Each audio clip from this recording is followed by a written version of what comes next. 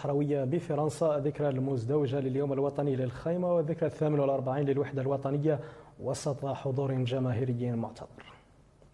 تخليدا لذكرى الوحدة الوطنية 48 احتفلت جمعية الخيمة الصحراوية الناشطة بمدينة بروسوير الفرنسية بالحدث بحضور ممثلي الجبهة الشعبية والمكلف بالجالية الصحراوية بفرنسا وأعضاء من الجمعيات والمنظمات وأوفود أجنبية.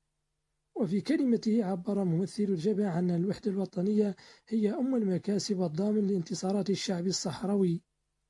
ممثلو جمعية الخيمة الصحراوية في كلمتهم كذلك تطرقوا إلى الأهمية الكبيرة للوحدة الوطنية الصحراوية، وهي كذلك محطة لتقويتها فعلا وقولا وفاء لعهد الشهداء.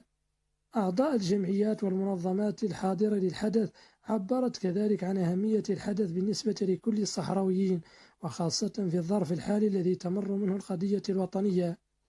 الجانب الحقوقي والمرافعات التي تقوم بها الجبهة من خلال مكاتبها الحقوقية في أوروبا كانت حاضرة من خلال مداخلة أحد أعضائها ليتم افتتاح معرض تقليدي يحتوي على جميع أدوات ومأكولات صحراوية تقليدية تمثل هويته وتميزه عن غيره من شعوب العالم، من أواني ودوات ترحال في الزمن الماضي من تاريخ الشعب الصحراوي.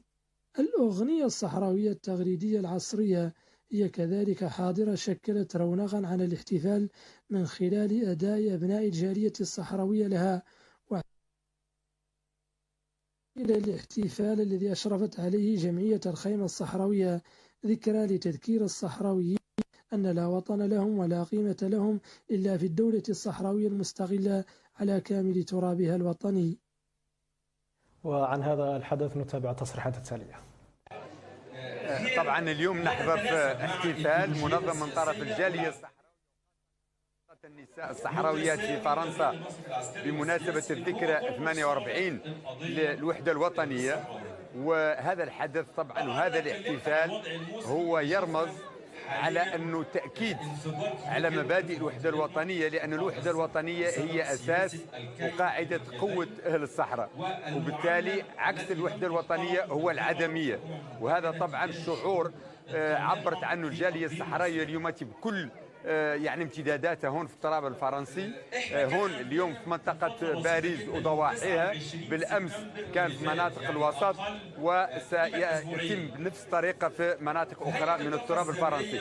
نحتفل بتخليد هذه الذكرى العظيمة اللي هي سر وجودنا، وهي سر وجودنا، لأنها هي الرابط الأساسي اللي وحد الصحراويين عامة، واللي خلانا نكافحوا ونناضلوا من أجل هدف واحد هو الاستقلال.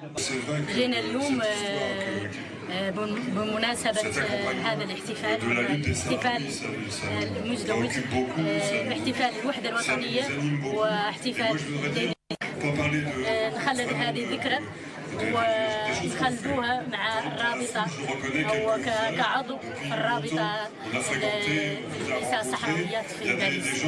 احنا اليوم هون رابطة النساء الصحراويات في فرنسا، اليوم نخلدوا اليوم ذكرى 48 للوحدة الوطنية، ورانا باسم جميع النساء الصحراويات، ما هم هذوك اللي في فرنسا وحدهم، العالم كامل، ونقولوا للنساء عنكم اثبتوا على موقعكم، انتم همات اللي ذبتوا الرجاله، وانتم همات عماد كل شيء مع مولانا طبعا وراه وقدرتوا. نقول معتقلين رانا ما ناسينكم، رانكم على حق. احنا هون محضرين اليوم العيد الوطني للوحده الوطنيه مزدوج مع ذكرى إكاديميزيك مناسبة 13 أكتوبر. خلال هذه الذكرى نحيي شعبنا في أي مكان، في كل مكان، في جالياتنا في أوروبا وفي مقاتلي جيش تحرير الشعب الصحراوي وأهالينا مخيمات العزة والكرامة.